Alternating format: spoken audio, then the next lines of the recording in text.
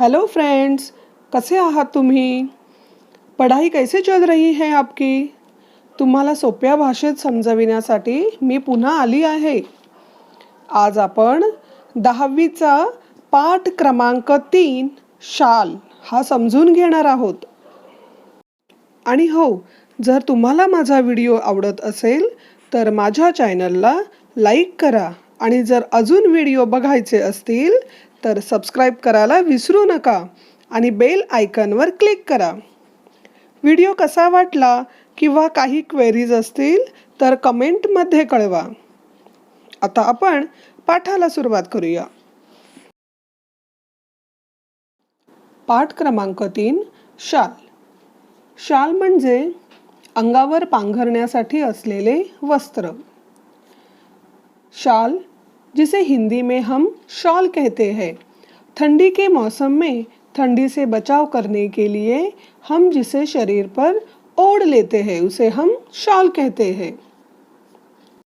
मुलांनो, शाल ही आपण एका व्यक्तीला तिचा गौरव किंवा सन्मान करण्यासाठी किंवा वाढविण्यासाठी एक प्रतीक म्हणून देखील देतो. या पाठाचे लेखक आहेत रा. ग. जाधव. रा. ग. जाधव हे एक कवी, समीक्षक, ललित लेखक, साहित्याची जाण आणि बहुआयामी समीक्षा वृत्ती यातून त्यांची समीक्षा विकसित झाली. जाण, माहिती, बहु, खूप, समीक्षा, रिसर्च किंवा संशोधन, व्यापक वाङ्मयीन दृष्टिकोन आणि चिंतनात्मकता ही त्यांच्या समीक्षेची वैशिष्ट्ये आहेत. त्यांच्या समीक्षाविषयक लेखनाची 30हून अधिक पुस्तके आहेत.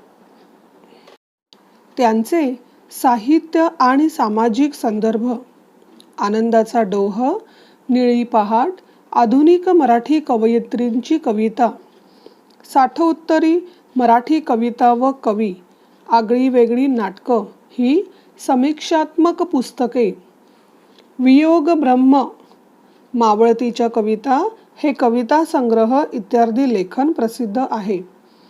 1970 ते 1990 या काळात ते विश्वकोशाच्या संपादनात सहभागी होते. आता आपण थोडंसं पाठाविषयी बोलू. शालीभोवती असलेल्या लेखकाच्या आठवणी या पाठातून व्यक्त झाल्या आहेत. शाल ही प्रतिकात्मक आहे. शालीमुळे येणारा शालीनतेचा संदर्भ अंतर्मुख करणारा आहे. पाठातील औंदार्याचे उदाहरण हे माणसाची संवेदनशीलता जपणारे आहे. वस्तूंच्या संदर्भातील आठवणींचे मोल महत्त्वाचे असते. कोणत्याही निर्जीव वस्तूशी निगडीत असलेले संदर्भ मानवी भावना तरल ठेवतात. वस्तूशी निगडीत कोणतीही आठवण असो अथवा प्रसंग, त्यांचे मानवी संदर्भच सर्वार्थाने महत्त्वाचे ठरतात. एकदा मी पु. ल. देशपांडे यांच्याकडे काही एक निमित्ताने गेलो होतो. काम झाल्यावर मी निघण्याच्या बेतात होतो तेवढ्यात सुनीताबाईंनी मला थांबवले व विचारले, तुम्हाला शाल दिली तर चालेल काय? एक दिन मैं मतलब लेखक पु. ल. देशपांडे इनके पास कुछ काम से गया था. काम होने के बाद मैं निकलने की जल्दी में ही था. तभी सुनीताबाई, जो पु. ल. देशपांडे जी की पत्नी हैं, उन्होंने मुझे रोका और पूछा, अगर आपको शॉल दी तो चलेगा क्या? मी एका पायावर हो म्हटले. पु. ल. व सुनीताबाई यांनी मला शाल द्यावी हा मला मोठा गौरव वाटला. ती शाल मी माझ्या खोलीतल्या सुटकेसमध्ये ठेवून दिली. वापरली मात्र कधीच नाही. मैंने फटाक से हाँ कह दिया. पु. ल. देशपांडे और सुनीता जी ने मुझे शॉल देना मेरे लिए एक बहुत बड़ा गौरव तथा सम्मान था. वह शॉल मैंने मेरे कमरे के सूटकेस में रख दी. वह शाल मैंने कभी इस्तेमाल नहीं की इसका मतलब क्योंकि वह उनकी फेवरेट पसंदीदा शाल थी। अगर वह उसे इस्तेमाल करते, यूज़ करते तो उनकी यादें मिट जाती, इसीलिए उन्होंने वह संभाल के रख दी थी। पुढे वाईला विश्वकोशाचा अध्यक्ष म्हणून मी गेलो। आगे विश्वकोश का अध्यक्ष प्रेसिडेंट होके मैं वाई गया था। विश्वकोश म्हणजे इनसाइक्लोपीडिया। वाई एक प्लेस है, वह सातारा जिले में है। तिथे नदीकाठच्या प्राज्ञ पाठशाळेच्या खोलीत मी राहत असे। वहाँ नदी के किनारे प्राज्ञ पाठशाला प्राइमरी जो स्कूल था उसके कमरे में मैं रहता था। मैं मतलब लेखक रहते थे। खोलीच्या दक्षिणेकडील खिडक्या कृष्णा नदीच्या चिंचोळ्या प्रवाहावर होत्या। उस कमरे की दक्षिण ओर की खिड़कियां कृष्णा नदी के कम प्रवाह पे स्थित थी। कम मतलब नैरो प्रवाह में स्थित थी। थंडीच्या दिवसात एक बाई माझ्या खिडकीखालील घाटाच्या छोट्या तटावर तिचे छोटे मूल एका टोपलीत ठेवून मासे पकडण्याचा उद्योगात होती। ठंडी के मौसम में एक औरत लेडी मेरे खिड़की के नीचे की ओर जो घाट था उसके किनारे अपने छोटे बच्चे को एक टोकरी में रख के खुद मछली पकड़ने का काम कर रही थी। तिचे बाळ कडाक्याच्या थंडीने कुडकुडत रडत होते, पण आई तिकडे बघतही नव्हती। उसका बच्चा उस ठंडी के मौसम में ठंडी से काँप रहा था और रो रहा था, पर वह औरत उसकी तरफ देख भी नहीं रही थी। मला मात्र राहावले नाही। मी सुटकेसमधील पुलकित शाल काढली, 5-50 रुपयांच्या नोटा काढल्या व त्या बाईला हाक मारली। मुझे रहा नहीं गया। मैंने सूटकेस में से वह पुलकित मतलब पुलदेश पांडे जी ने जो शाल दी थी उसे मैंने निकाला और 5-50 रुपए की नोट निकाली और उस औरत को आवाज दिया। खिडकीतून ते सर्व खाली दिले आणि म्हटले, त्या बाळाला आधी शालीत गुंडाळ आणि मग मासे मारत बैस। या घटनेची ऊब पुलकित शालेच्या उबेपेक्षा अधिक होती। खिड़की में से मैंने वह सब उसको दे दिया और कहा, उस बच्चे को पहले उस शाल में लपेट ले और बाद में तेरी मछली पकड़ने का काम कर। क्योंकि इस घटना की ऊब मतलब वार्म फीलिंग, उस चीज की याद, पुलकित पुलदेश पांडे जी ने जो शाल दी थी उस शाल को पाने से अधिक ज्यादा थी। कविवर्य नारायण सुर्वे खूब सभा सम्मेलने गाजवत। अभी यहाँ पे एक दूसरा इंसिडेंट बताया है कि कवि नारायण सुर्वे जी बहुत सी सभा सम्मेलन लेते थे। पुढे ते साहित्य सम्मेलनाचे अध्यक्षही झाले। आगे जाके वो साहित्य सम्मेलन के अध्यक्ष भी बने। परिणामतः त्यांच्या कार्यक्रमांना अहोरात्र भरतीच असे। उसका परिणाम ऐसे हुआ कि उनकी सभा सम्मेलन सुनने के लिए रात दिन लोगों की भीड़ रहती थी। प्रत्येक कार्यक्रमात सन्मानाची शाल व श्रीफळ त्यांना मिळत रही।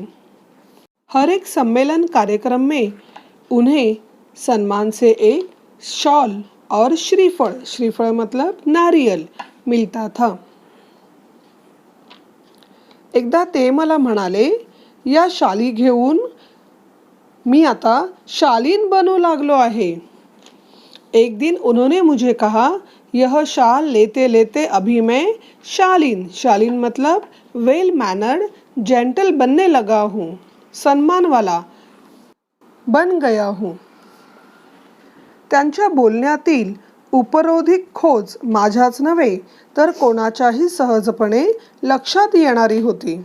उनके बोलने में जो दूसरों को ताना मारने की आदत थी वह मेरे ही नहीं किसी और के ध्यान में भी तुरंत सामने आती थी।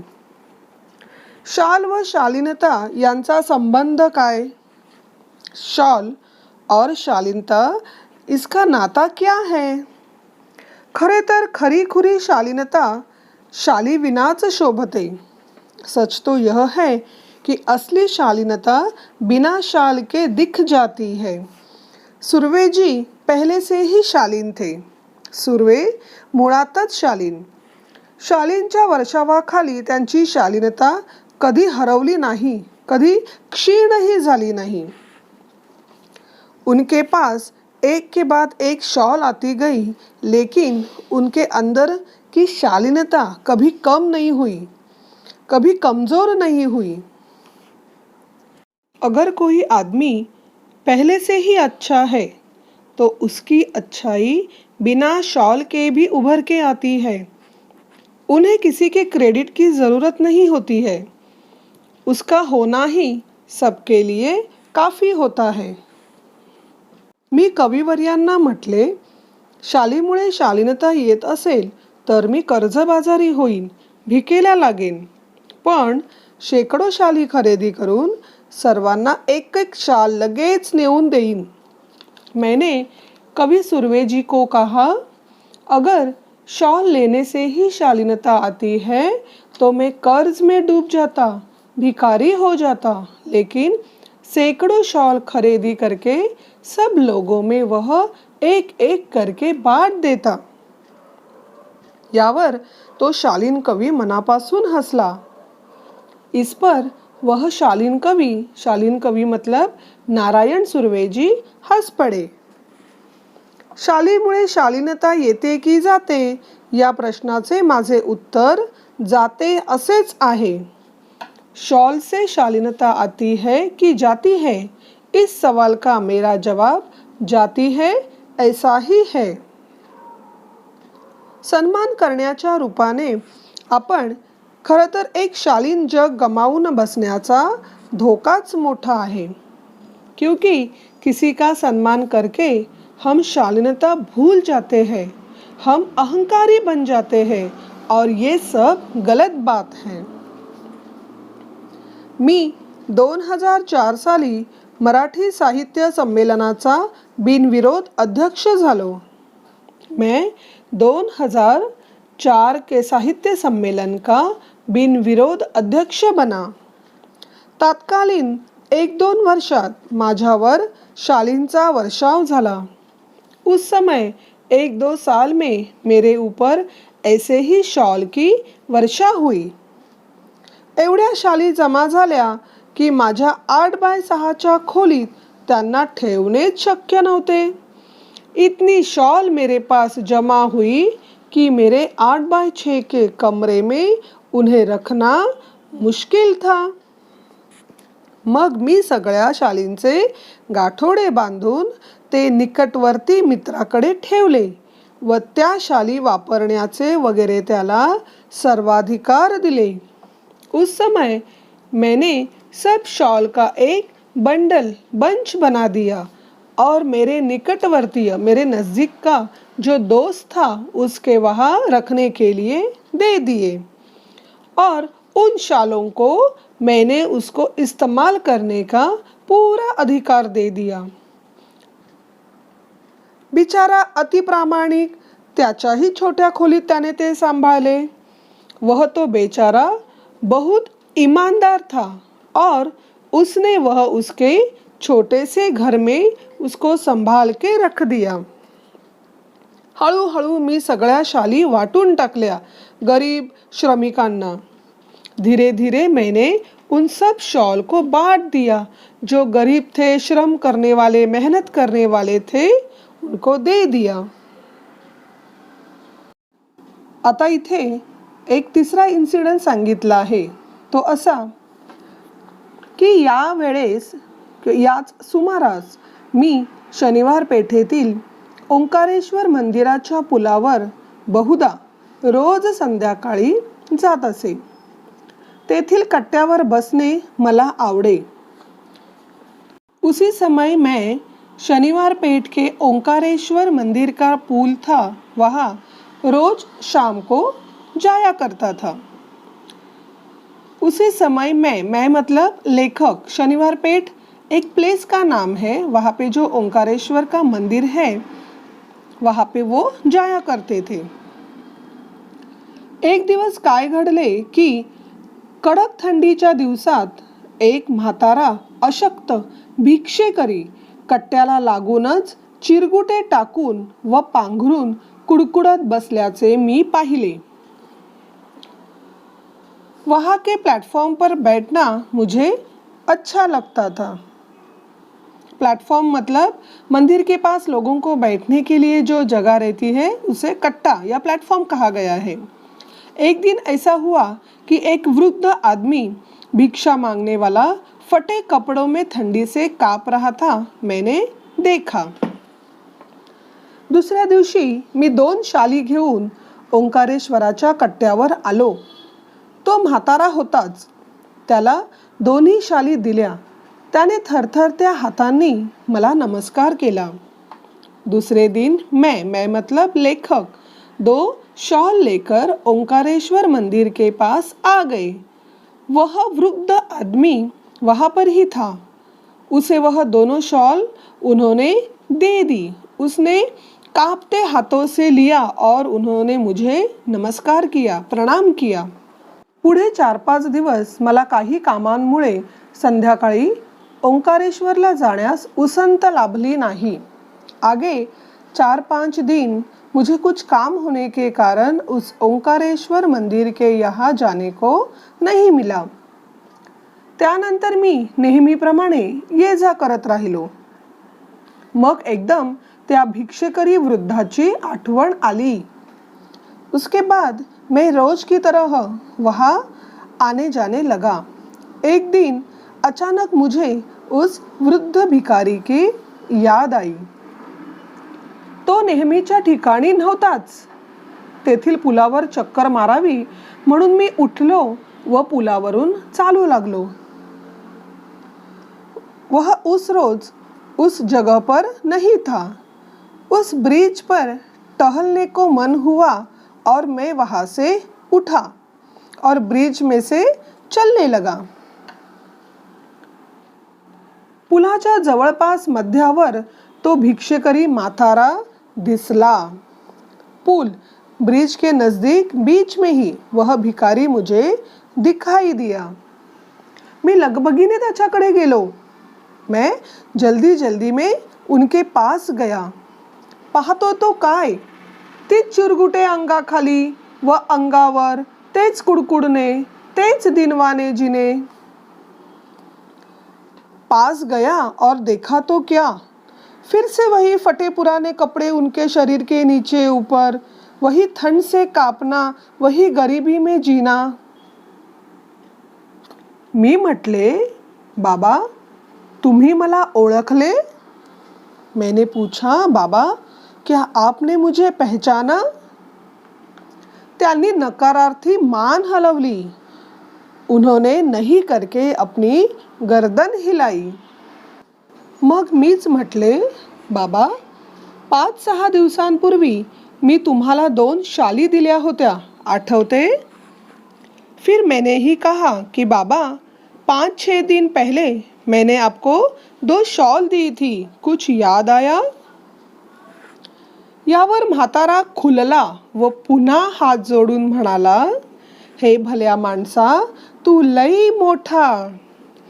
इस पर वह बूढ़ा आदमी खुश हुआ और हाथ जोड़कर बोला, हे भले आदमी, तुम बहुत बड़े हो. म्यासनी शाली दिल्या, पण बाबा म्या भिकाऱ्याला शाली कशा शोभतील? त्या शोभेपेक्षा पोटाची आग लई वाईट. मी शाली इकल्या व 2-3 दिवस पोटभर जेवून घेतलं बाबा. आमचं हे असलं बिकट जीणं, तुझं लई उपकार आहेत बाबा. हे भले आदमी, तुम बहुत बड़े हो. मुझे शॉल दी पर मेरे जैसे भिखारी को यह शॉल शोभा नहीं देती। मेरे लिए इस शॉल से ज़्यादा मेरी पेट की भूख बहुत बड़ी है। मैंने वह शॉल बेच दी और 2-3 दिन पेट भर खाना खाया। हमारा यह अजब जीना तुम्हारे बहुत एहसान है मुझ पर। शालीची शोभा आणि ऊब व पोटाची आग आणि अन्नाची ऊब, शॉल की खूबसूरती और उसकी गर्मी और पेट की भूक और खाने की भूक। भुकेल्यास अन्न द्यावे, तहानलेल्यास पाणी द्यावे आणि हेही जमले नाही तर अभाग्यांना सन्मानाच्या शाली तरी द्याव्यात। भूखे को खाना दो, प्यासे को पानी दो। अगर ये भी नहीं जमा तो जो कम नसीबी है उन्हें सन्मान की शॉल तो देनी चाहिए। पाठाच्या खाली तुम्हाला जी कृती दिली आहे ती तुम्हाला तुमच्या वहीत सोडवावी लागेल। त्यापैकी कृती क्रमांक 1 आणि 2 त्याची उत्तरं मी तुम्हाला लिहून दिली आहेत।